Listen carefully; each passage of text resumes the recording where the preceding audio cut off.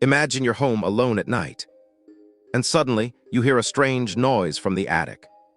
You freeze should you check it out. So you grab a flashlight, your heart racing. Slowly, you climb up the creaky ladder. And what you find is even weirder than you expected. Old boxes cluttered with dusty antiques, but wait. There's a mirror, but it's cracked, and something moves behind it. You blink and suddenly it's gone. Was it just your imagination?